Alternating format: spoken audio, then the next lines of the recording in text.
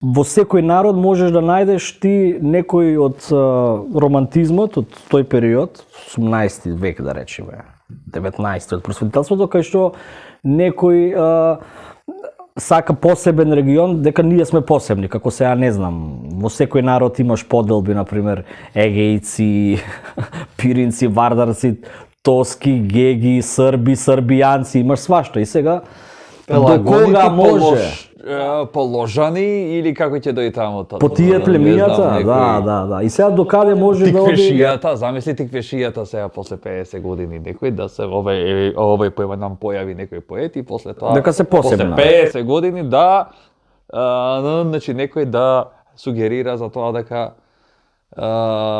значи ние сме башка народ.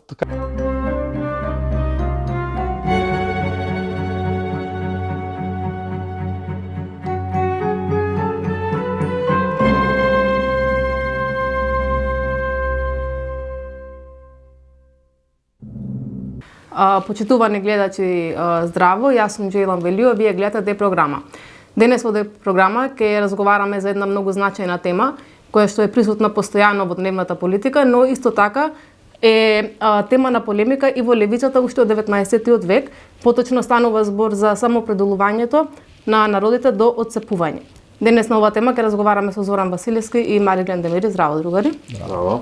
Па прво би ве прашала едно општо прашање, како гледате вие на правото на самоопределување на народите до отцепување? Кој прв би сакал? Јас сакам со историјата многу да давам контексти. Да. Историјата. Правото на самоопределување во мејнстрим политиката е познато по завршетокот на Првата светска војна, кога Вудро Вилсон како значајна политичка фигура на тоа време, не знам во кој облик на писание го имаше фактички конципирано, што подосна и као се смета дека друштвото на народите треба тоа да го брани и слично. И во суштина тука се мисли конкретно на просторите на земјите што ја изгубиле Првата светска војна, значи Руската империја, Германската империја и Османлиското царство. Значи тоа право на самоопределување важи за тие територии, не важи за териториите на победниците очигледно. Прво од тоа да тргнеме. Дека е фактички еден вид и буржоаска алатка.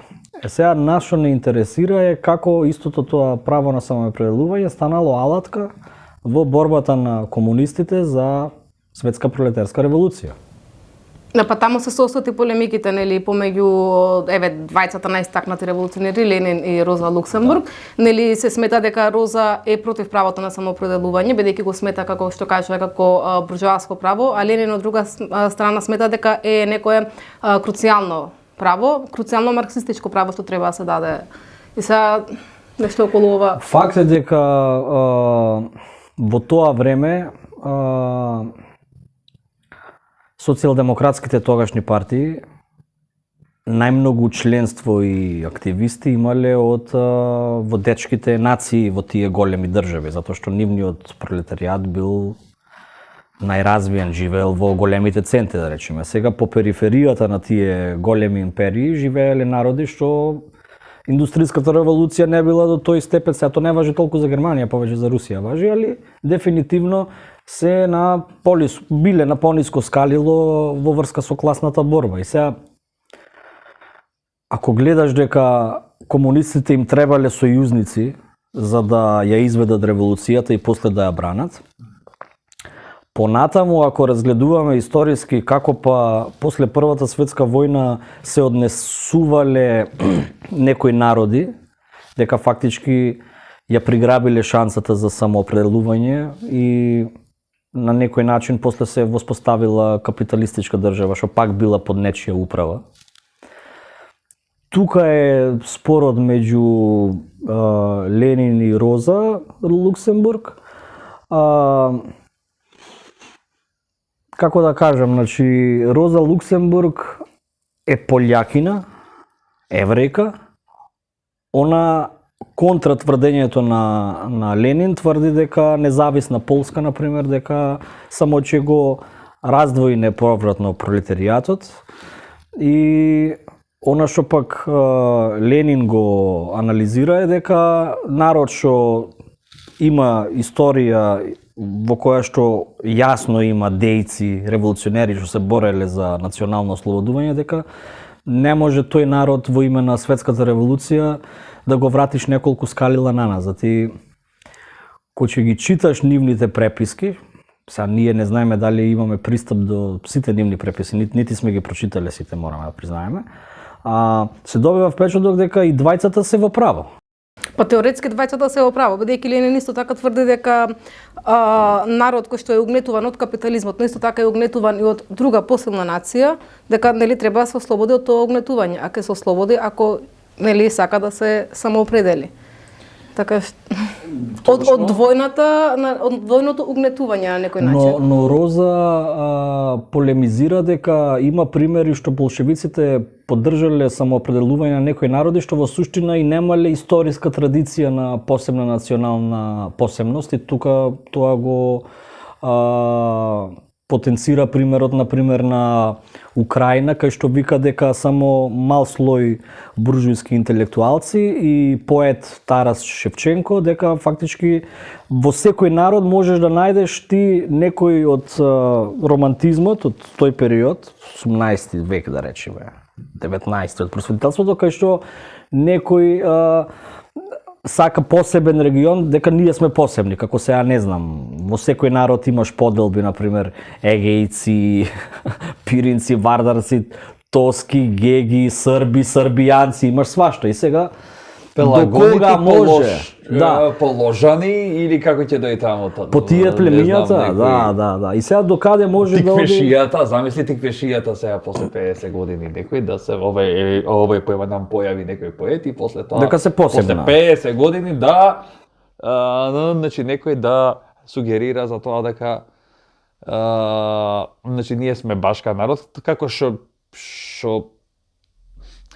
кај Роза проблемот што, значи, јас мислам дека има здрави аргументи и исто како што има и поема наме Ленин во суштина, са тие се, значи, двајца интелектуалци кои биле во фул тајм што се вика ангажирани за тоа за идејата што сакале да се спроведи, да ја реализираат и така натаму.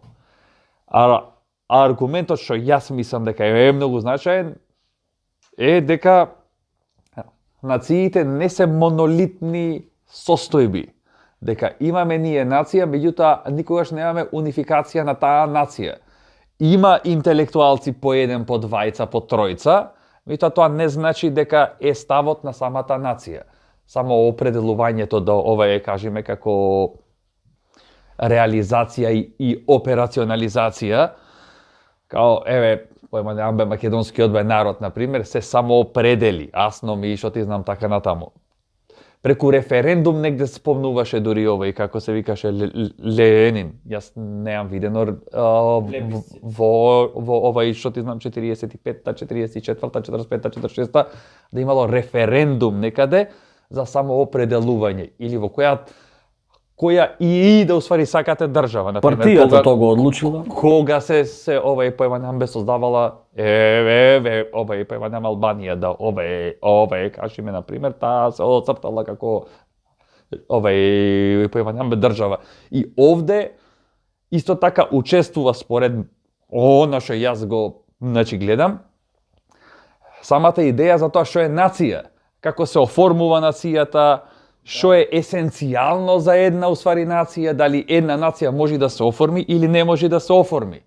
И стварно е по овај комплексен целиот проблем, како што и секој проблем кој ќе правиш, која ќе уствари размисли човек, ќе види дека во суштина комплексноста е многу слојна и така натаму. Да, ова се става во тежиштето на марксистичкото учење како едно од основните принципи, и плюс се смета дека нели социјалното ослободување на некој народ оди заедно со неговото национално ослободување.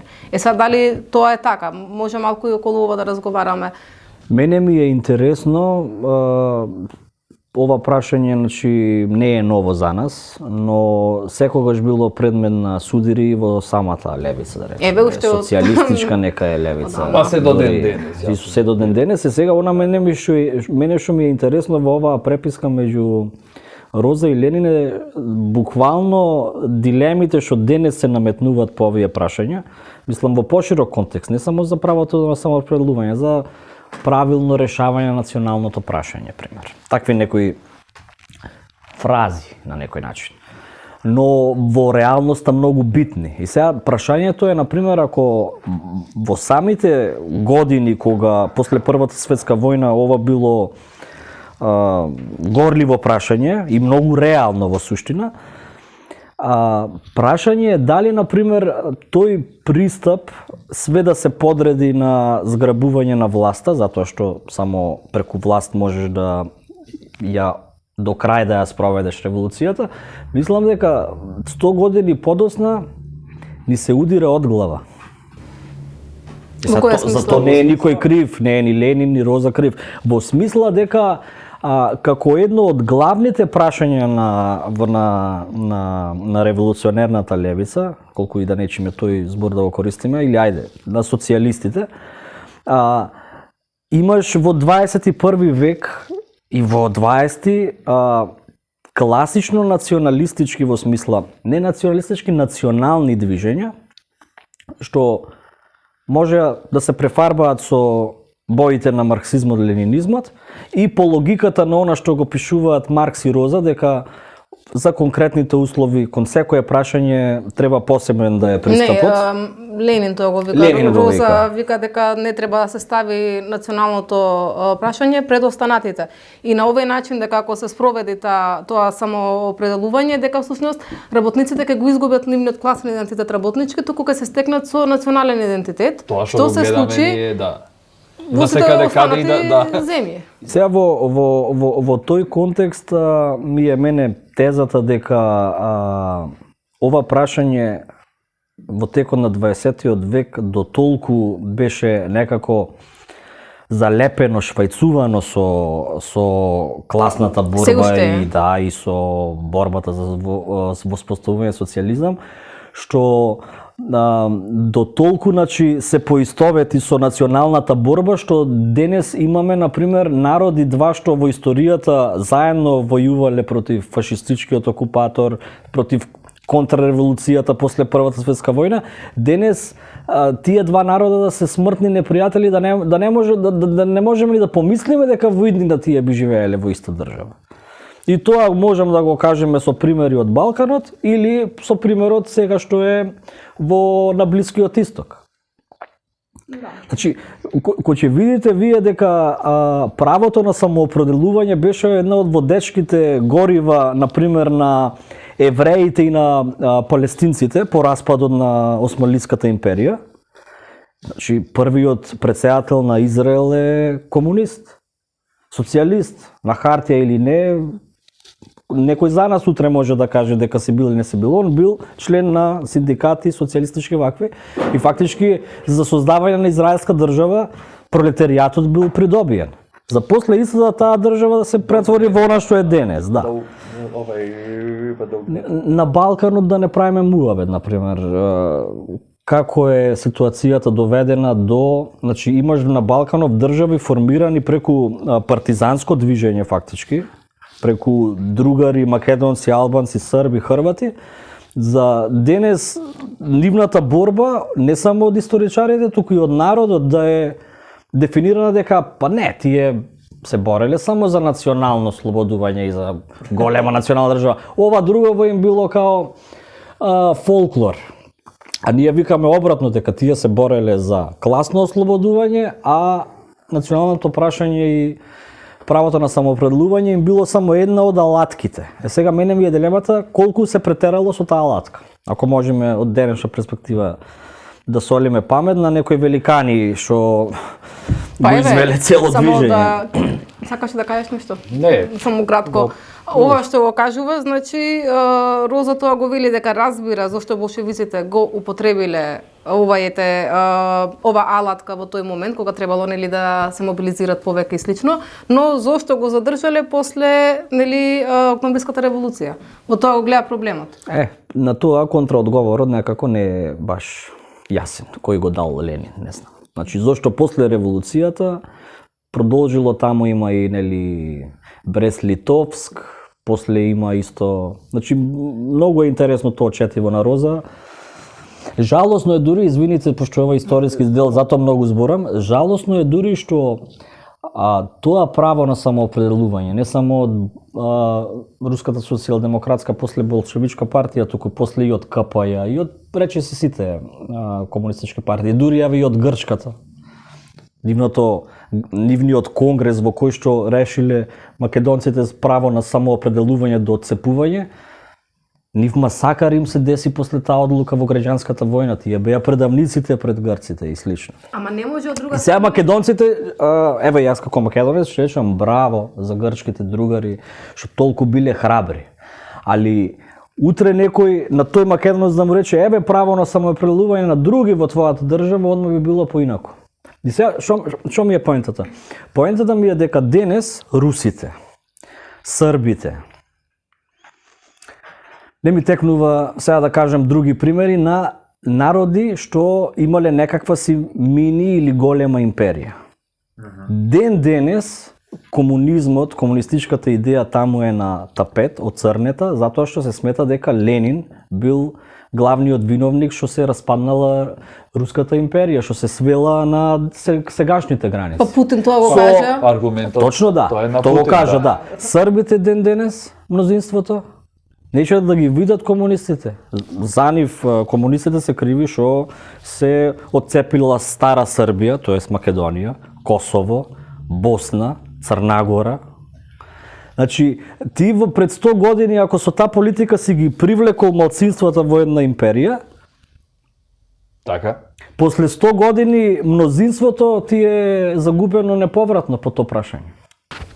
Не мислам јас баш така. Сакаш? Добро. Кажи тупи па јас. Не, значи Колку е зезнато, јас не викам дека е исправно да. или не е исправно. па да, значи ние сега што нам правиме муабет за тоа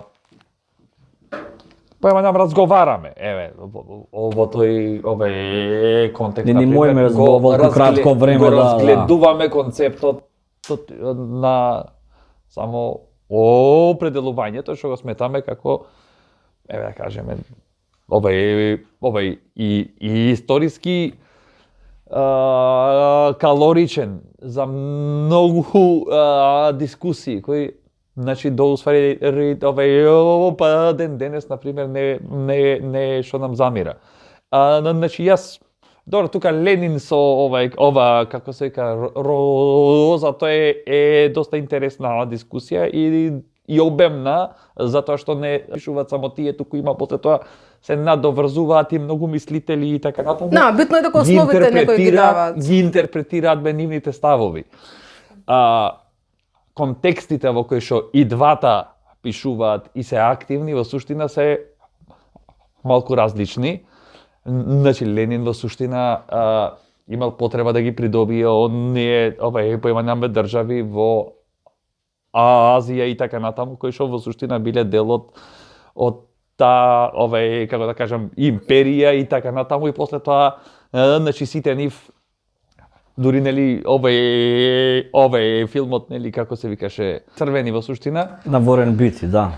Да, значи со тој како да кажаме момент Аллаху екбер така тераме напред за поимањам партијата. Во суштина Ленин бил доста прагматичен. Ја разбирал политиката многу, го разбирал општеството доста, ги разбирал динамиките во самото општество и во суштина тој изградил пристап кој во суштина ќе обезбеди подолготрајност на идејата што ја спроведувал во тој период во суштина. И успеал да стигне да спроведи некаква револуција, да кажеме. Кај Роза малку е фактички поинаков случај, затоа што едноставно таа е на другата страна, да кажеме. кога значи прави Ленин класификација на пролетери од 3 блока држави кои би требало или не би требало да се занимаваат со поимот на самоопределувањето. Во суштина, првата категорија во суштина се тие западноевропски со САД, кои се империјални народи, империјални држави во суштина, каде работниците во суштина би требало да ги поддржат оние кои се потлачени, кои што се угнетувани, затоа што и тие и самите се угнетувани од сопствената буржуазија, сопствената фактички држава. Па после тоа значи втора категорија балканските држави со се како да кажам Австрија и така натаму, кои што во секој случај имаат право затоа што има некои историски елементи за на кои што тие би можеле да се повикаат за самоопределување, и после тоа третата категорија е онаа категорија на веќе колонизирани држави, и фактички тука влегува исто така, ја спомнува и османлиската држава, односно како се вика Турција, како дел од некоја османлиска држава, каде што е нужно да се операционализира поимот на самоопределувањето. Искрено, да, и спомнува многу исто така демократија, да му позавидат овие, значи, денеска либералите. Јас сум бил зачуден кога, значи, сум поимам читал и така натаму, гледам демократија, значи, како чин на самоопределување на работниците,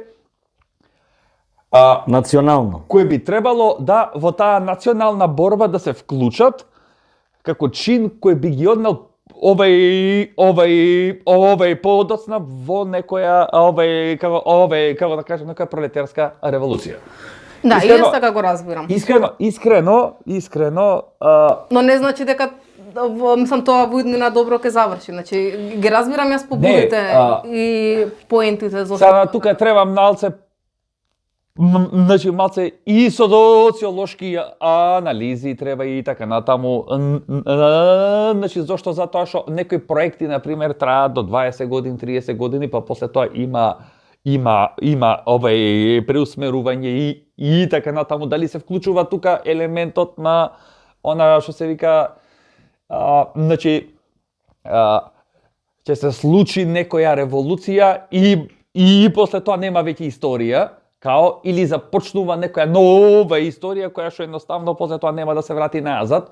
Ние гледаме и со поимам без Советскиот сојуз и со ствари Југославија примери дека во суштина се случиле такви еманципаторски како да кажам активности и револуции, па на крај после тоа имало и некоја детериоризација што се вика. И дека фактички Ма дали семето било посеано со самото тоа што на пример Југославија беше федерација. Федерација е склона кон распад ако тргне на лошо работат.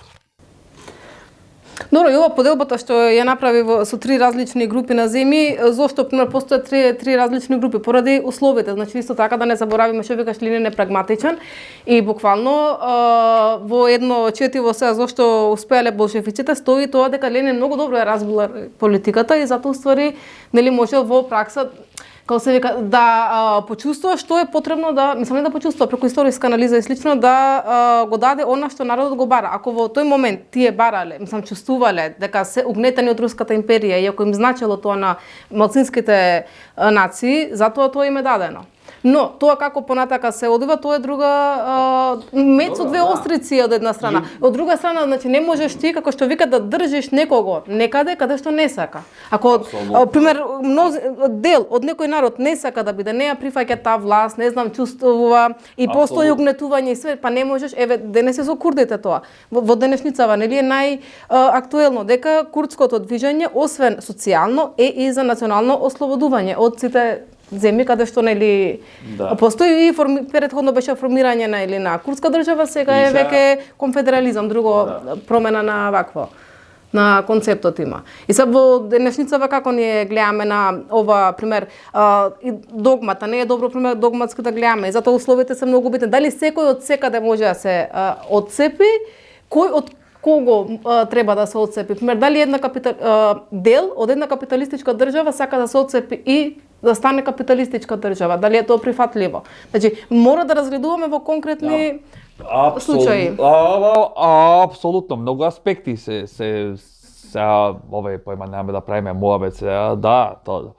Значи кај фактички Ленин стои тоа дека во суштина тие значи дека пролетаријатот на угнетуваната нација, на угнетувачката нација треба да се солидаризира и да се слевањето тој спомнува барем во еден текст ја што го имам читано, слевање на една нација со друга нација врз база на овај како се ка на таа некоја солидарност пролетерска, каде нацијата која што угнетува би требало да се солидаризира со она угнетената. Да. Меѓутоа имаме тука стварно проблеми кои многу ретки се тие пролетерски, тоест прво при настанување на националните држави и воспоставувањето на националните митови, тоа го знаеме ние многу добро, дури и во услови и држави во кои што били изградени социјалистички држави, федерации како ние тука во суштина, многу малку значи можело да се здогледа сопствената позиција како угнетувачка и да се направи, да се изгради овај појма нема некој мост или па некој слевање како што тој го спомнува со пролетерите на другата нација. Има проблем затоа што националистичкиот мит е стварно проблематичен. Секогаш значи се гледа себе си од позиција на овој како се вика на оној кој што е во суштина супериорен и кој што е значи до крај со чиста морална позиција. Никогаш не го гледа проблемот во себе си, туку секогаш го гледа проблемот кај другиот. Во кој сакате националистички контекст? Сега зошто ќе овој појма нам каже некој, па зошто значи мешаш нација и национализам, што е фактички овој појма нам бе многу важна работа, меѓутоа јас сум следбеник на она фактички овој појма нам бе теорија која што укажува на тоа дека, односно ја брани тезата дека прво постои национализам како движење, како дух, како идеја, па после тоа се создава нација. И оној национализам кој што постои не е секогаш промовиран од страна на луѓето и народите, туку од страна на некој движење и така натаму пред создавањето на државниот апарат. На тоа мислиш, Да. Кога се воспоставува државниот апарат, низ институциите и културата се воспоставува како мит и после тоа ти низ школото, низ вестите, низ книгите, низ овај појма нам значи што и да е, ти веќе го воспоставуваш и го промовираш тој како се вика овај појма нам мит.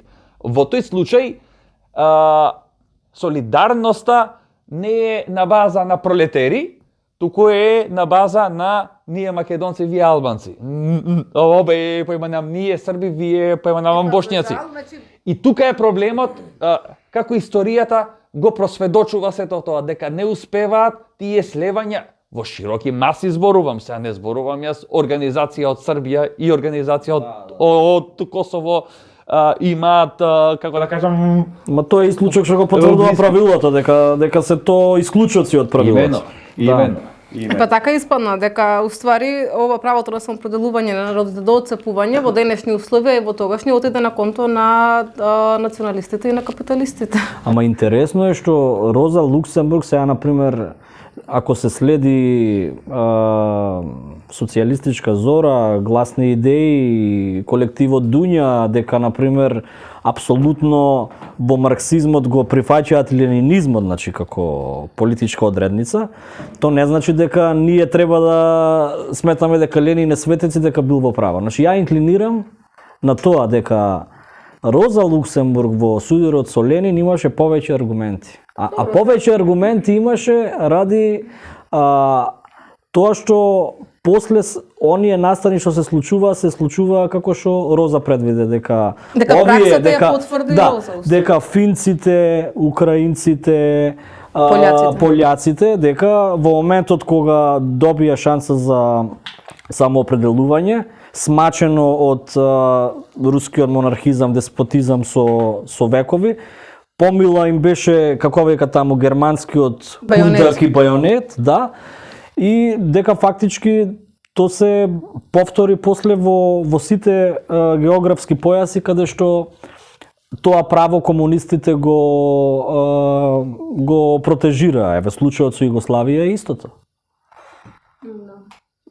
Мене тоа ми е интересно дека фактички ние секогаш во овие работи сметаме дека Ленин е непобитниот авторитет. Па не знам, не сметаме така. Добро. Не, погрешно кажуваш, кај мислат гледачите дека сме догматици, значи не е тоа. Не, друго сакав да кажам дека самото тоа што руската револуција со октавриската подоцна беше победничка и победија во граѓанската војна, а Роза Луксембург за 2 недели со Карл Липнек се изгубија во Берлин. Тоа дава, сега после 100 години ставаме многу тегови на странава на Ленин, дека ете во право беше, тие победија, а овие дека се помалце битни затоа што не победија. Да. Не, значи вака како ако ќе размислиш, само да довршам, ќе размислиш дека фактички во еден момент од граѓанската војна во Русија, значи, во еден момент имаш цела Украина, Белорусија, пристаништата, дека фактички овие народи што се отцепија по самоопределување после со германски војски дојдоа до Малтене и до Москва, кој ќе го земиш што предвид, после кој ќе земиш предвид дека во германската власт тогашна, во Брест-Литовск, она пред своето население вика, еве, ние како социјалдемократи, марксисти, сега правото на самоопределување, сите оние пишувања што ги имаа Маркс и Енгелс против рускиот царизам, еве сега идеме да им помогнеме на тие народи да се ослободат, пример.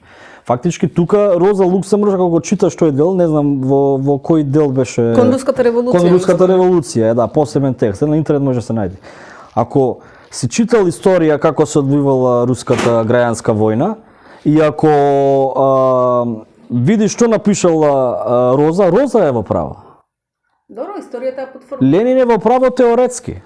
Дека ти, за да ги привлечиш угнетените народи, треба фактички да им пружиш рака дека се ќе биде различно од претходното угнетување. Тоа е стварно висок демократски чин што го вика, значи стварно е значајно тоа, пример некој народ, некоја нација да прифати дека врши угнетување на некој друг народ, че тоа е многу значајно. Но како понатаму ќе се одвива тоа, значи тоа е проблематично тоа. Инаку то дека нацијата прифатила страна, конкретна политичка партија и незините да, и пример Ленин присталици. Вика, значи тие нели со правото на самопределување пролетаријатот се дели во различни нели национални држави. Но Демек Ленин не бил против поделбата на вкупниот, на целокупниот пролетаријат. И сега мене тука не ми е јасно, пример, ако самиот пролетаријат се подели во различни национални држави, потешко е обединувањето, како што рече тебе са од Косово една организација, една од Србија, една од Македонија, не знам што, колку е тешко ние сега да соработуваме и колку напори вложуваме и све. А пример, кога си во некоја заедничка форма, барем, во границите на бурџоаската држава, мислам дека полесно може би одела комуникацијата, но и тоа не значи дека е така, и можеме пример да се информираме во околните земји, дали пример србите во Косово и албанците во Косово дали соработуваат. Значи го имаме тој проблем. Апсолутно. Точно. Затоа И многу во Југославија какви били односите? Да, и затоа многу битно е, значи, постојано и самиот Ленин вика условите. И материјалистичка анализа, значи историска материјалистичка анализа се прави на се. Нема, значи, готови дефиниции, се овде прифаќаме вака, онде прифаќаме така. Ама оние не двајца, значи почитувани марксисти, ја ги нареков на почетокот во емисија Великани, ги анализираат конкретните услови и идат до различни заклучоци. Па не знам, не знам дали идат до различни Живи се заклучоци. здрави во тој период. Роза умира 19-та, Ленин 24-та, али зборат за периодот 18-та, например. Многу сложено прашање, дефинитивно. Види, не знам јас дали може така се каже дека доаѓаат до различни заклучоци. Значи Роза е против правото на самоопределување, нели? До отцепување, тоа треба да го нагласиме, дека има и самоопределување, например, секакви права што се на образование, на негување култура, да. Или автономија во една држава, или федерација, федерална единица во таа држава. Па тоа, Ние ја отворивме темава со радикалното право на самоопределување до отцепување. Тоа е фактички најспорното. Ама тоа и во денешната буржоација многу често се користи во различни земји. Значи, во секој континент имаш пример На крај некаде што сака завршува да се така, отцепи. на крај завршува со овај како да кажам отцепување во суштина. Значи како што ги гледаме И тие што се историските, отцепени да. имат капиталистичка власт и повторно се управувани од империалистичките сили. Од империалистичките. Дел кај Ленин во суштина, значи тој прави разлика помеѓу тоа овај како се кажа апсолутно ослободување, што е економско ослободување и политичко ослободување, тоест само определување и фактички ослободување кое што во суштина представува као некоја преодна фаза. Као преодна фаза, меѓутоа многу често знае да заврши со уствари некој парадокс. Ние ако одлучиме да се само определиме политичка слобода да побараме ние, да имаме политичка слобода како башка ентитет. Кој ние? Појма немам како држава да овај појма немам кажеме. Дали ние би се ослободиле економски? Економската слобода е многу проблематична слобода. Ние можеме да сме политички слободни, како што тоа го гледаме ние. Те референдум имавме 91-ма, политички сме Косово слободни. земи го, појма немам како пример. Дали што ти знам, економски слободно? Јас мислам дека нема врска. Туку уште во подлабоки, како да кажам, социјални проблеми од проблемите што ги имала во Југославија. Иако имало значи, потреба и тие под плаштот и идејата на Ленин во суштина, значи за тоа дека Ја дала латката човекот. да, значи дека има уствари потреба тие да се дефинирана засебна држава која што ќе функционира во рамки на самата Југославија, без разлика што претходно имале и автономија и што ти знам така натаму функционирале во тие некои односи како што уствари налагале како да кажам и уставот од 74-та како што го дефинирал тој статус. Меѓутоа гледаме дека денеска она провизорна слобода што можеби ја имаат да го промовираат својот национален мит насекаде како што сите држави после Југославија ова прават, и имаме ние малце покомплицирана состојба во однос на економија, во однос на безбедност, во однос на суверенитет, затоа што суверенитетот многу често се едначни, например, и со самоопределувањето, као ние се самоопределуваме и тука јас имам голем проблем. Многу голем проблем, сум пишувал текстови за тоа и така натаму. Со името, со самоопределувањето. Самоопределувањето, со името и со сите тие. Као ние се самоопределуваме. Многу е тешко да се самоопределиш ти и суверенитетот до крај да биде, како се вика тоа, овој пе испочитуван. 50-50, шо ако е 50-50, да кажеме. Што правиме во тој фактички случај. Едни сакаат да не се самоопределуваат, 50% сакаат да се само... Па тие 50 ке се... Ама кај живеат? Кај живеат? Па тоа отвора и прашање на кој е размена на миксот? територија, нели што Кој е зборуваме? микс? Доаѓаме до пародични ситуации, размена на што те главно територија, размена на усвари население. Значи ситуации кои па вие имате една држава, што ќе ви е втора држава. Така. Или па, значи и така што сакам да кажам дека тие некои аспекти мислам дека да се многу комплексни, комплицирани, меѓутоа имаат значи сите своји антиномични ситуации, парадоксални И ситуации. недоследност дури има голема. Голема недоследност. Да. И хипотезата мене дека самоопределувањето значи дали може да постои самоопределување без демократски ова е, како да кажам, институции. Без генерално институции какви биле. Дали самоопределувањето се случува низ насилни актови, тероризам, пушки земање и што ти знам така натаму, или тоа е само некој чин на фактички протестирање и така натаму. Дали низ протести, дали низ тие фактички методи може да се дојде до израз на некое самоопределување. Тоа се многу ситуации кои дали некои народи можат да дојдат до некое самоопределување. Курдскиот народ што има многу зезната позиција. Голем дел се, значи дел, живеат во рамки на турската држава. Ирак, Иран и Сирија. Дел во Ирак, дел во Сирија. Тоа се 4 различни народи без разлика што тие имаат ист јазик, иста култура да кажеме, исто верување. Турскиот јазик е сосема различен од овие од другиве. Океј. Да.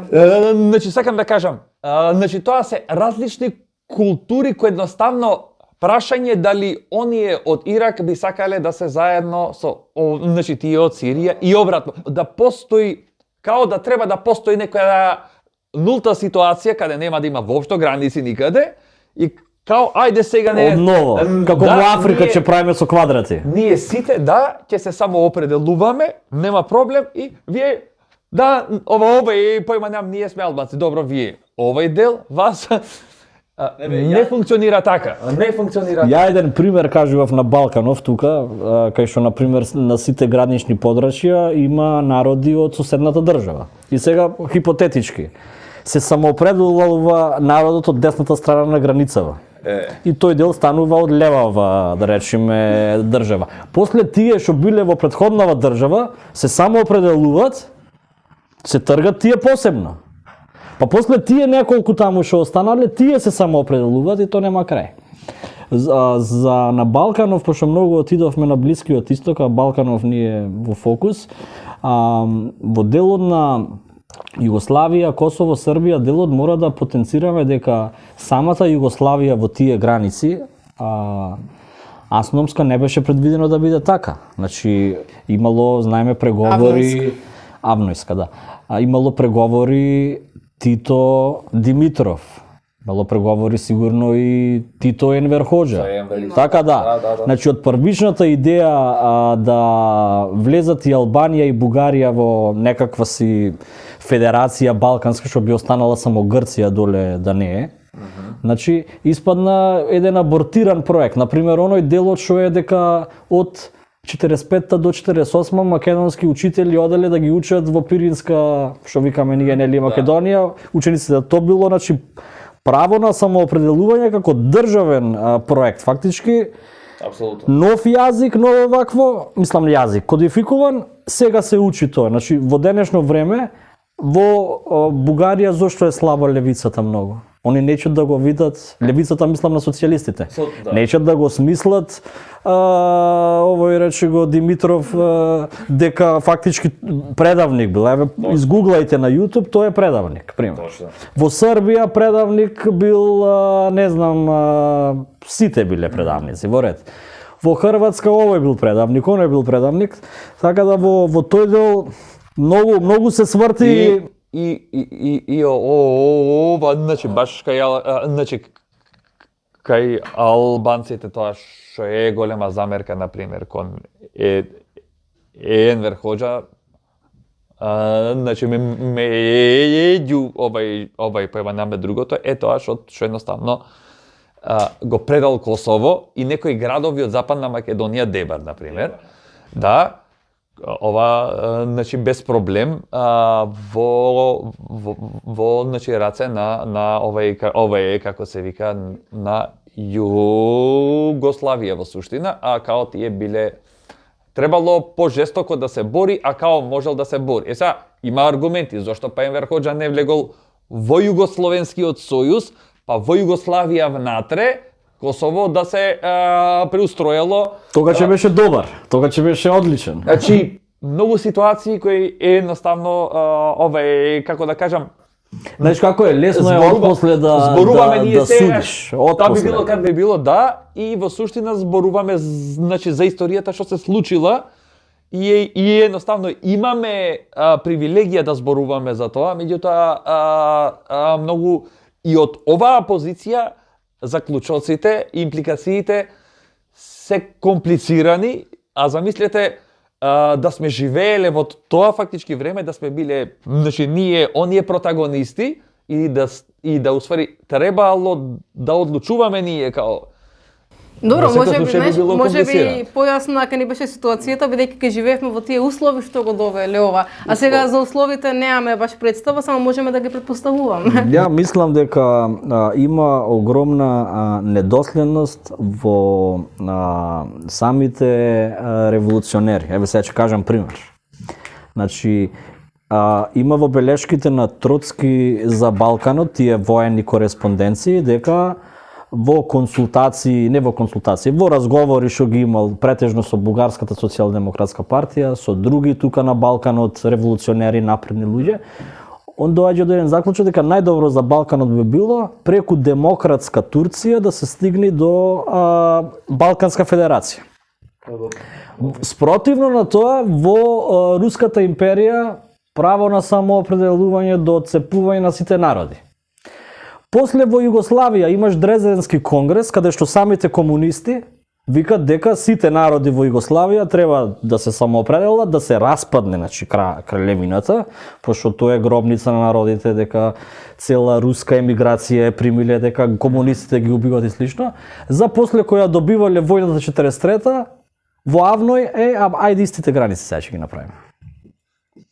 Така да има голема недоследност и сега ние тука можеме да заклучиме дека условите претходно биле да се рушат тие држави, после дошло условите, победиле. Добро, ма не може Има недоследност што треба историчарите фактички да разрешат. Не може некои работи од историјата. Она што го гледаме ние, усвари денеска условите се многу комплицирани, затоа што во тие периоди сметам дека имало здрави комунистички партии и комунистички движења, социјалистички движења. Имало интелектуалци, комунисти и социјалисти. Не трчале да на медиуми да им се допадна на ојлевци дојлевци. Ете така и пропагандата била многу поедноставна за спроведување. Денеска во суштина, иако и денеска на пример, ако запниме ние и сите како да кажам од левиот блок во суштина, можеме да направиме нешто многу повеќе во суштина во однос на ширење на идејата и создавање на некој амбиент преку информации и што ти знам така натаму баш па и сега факт овај факт чекерите ќе ги снема.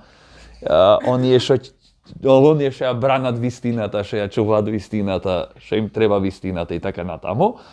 Ама И со тоа сакам не да сме кажам- сигурни дали ќе сме сакам дали да ќе е кажам, подобро. ен- На еден левичарски ќе има 10 десничарски центри.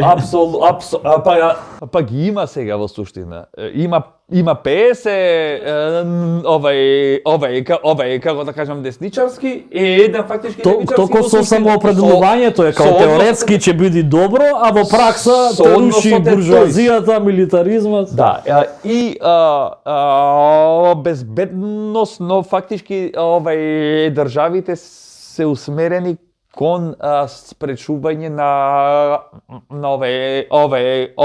каков било проток внатрешен на идеи кои едноставно би биле опасни за промена во суштина на економскиот си.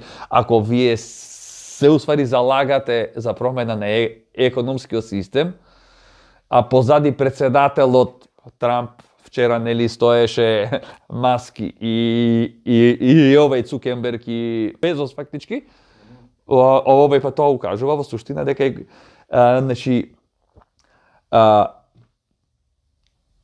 оние капиталисти ги поседуваат самите информации кои самата држава ги снабдува и ги заштитува самите како да кажам, таквите ликови, таквите инстанци, со тоа што го зачува самиот поредок. Добро, значи зборувавме за правото на самоопределување до отцепување, што беше доста значајна тема во 19-тиот, 20-тиот век и во 21-виот век. И сега во иднина како гледаме дека ќе се развива понатаму Во 22 век. Во втората половина на 21-виот. Ако обстани планетата до тогаш. Да.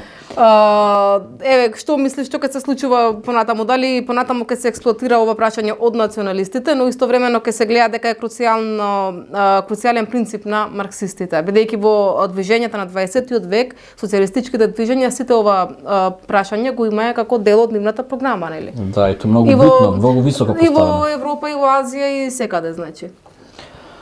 Јас сум застапник на тезата дека светот се движи кон нова светска војна, ја би рекол и реприза на Првата светска војна.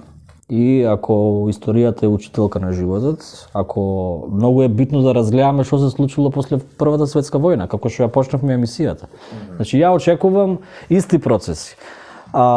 Поразените капиталистички империи, ја би ги нарекол, не знам од кој блок ќе бидат, кај нив ќе се случат овие самоопределувања на народи. Сега, тоа што нема јаки комунистички партии интернационала, ќе испадне од ова право дека ќе биде само националистичко, буржуаско начело што ќе го користат, што ќе го користи. Па не би рекол ни контрреволуцијата, зашто која е револуцијата? Значи, јас сум апсолутно скептик во делот дека правото на самоопределување се уште на народите, на нациите, како сакаме да го кажеме, дека се уште има револуционерен потенцијал. За мене е тој револуционерен потенцијал исцеден од тој концепт, затоа што, например, колониализмот беше цел 20 век, нели, главна тема се ослободува врз правото на самоопределување. Инспирирани од Ленин, голем дел. Точно, Франц Фанон, точно. Во суштина тоа е значи дете на Ленин што се вика. Франц Фанон? Да. Не знам. Океј. Африка, сите држави што ги гледаме сега врз принцип на самоопределување се ослободува. И дури и овие што ги спомнуваме Роза, Ленин во нивните писанија, мислам дека права разлика, например, кога е преку океански колониализам. Тука веќе јасно е 100% кој е окупаторот, кој е окупираниот. Проблемот е во овие држави во Стара Европа и во овој дел евроазиски што Ирска, со векови значи... различни народи живеат испреплетено. И Балканот најмногу пострада по тоа. Така да мене ми е многу жал што за ова прашање се уште комунистите во многу земји од светот се држат како пијан за плод, некој би рекол, не знам. Значи, мислам дека она што го напишала, сега пак ќе се вратам на Роза, дека она што го напишала за случувањата во Централна и Источна Европа и Балканот 18-19, мислам дека истото ќе се повтори, дека буржуазијата, шовинизмот, десницата ќе го искористи ова како право на оној народ што сакаш да го оттргнеш од непријателот. Како што кажав, значи, германските социјалдемократи со војска ги ослободуваа демек народите што остана на границите на распаднатата Руска империја, така да. Добро. Она што вика Трамп многу е битно во животот, дали си winner или loser, мислам. Права е човекот. Значи јас мислам дека значи во зависност од значи тоа од кој дел на светот си на различен овај поимањен начин тоа ќе се употребува, на пример за некои афрички и блискоисточни значи држави тоа може да има и прогресивен карактер и има прогресивен карактер.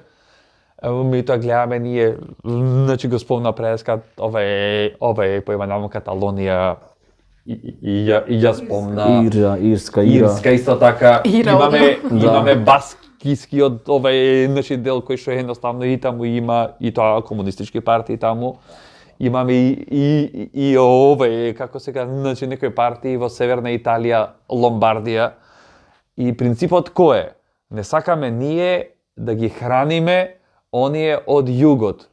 Каталонија не сака да ја храни останат дел, отие е најбогата економски. И така натаму, значи не се ни причините дури националистички, туку се економски. И овој вид на самоопределување веројатно ќе биде некоја нова етапа во спроведување. Старо-нова, Хрватска и Словенија нели не сака да ја хранат на задната Македонија, Косово и Јужна Србија. Да.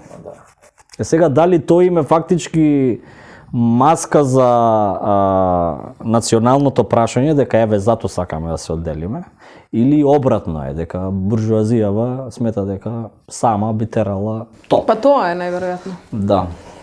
Добро е, па другари. Фала за разговорот, па се гледаме. Ти благодарам за покана. Почитувани гледачи, за повеќе емисии следете на YouTube каналот Гласни идеи.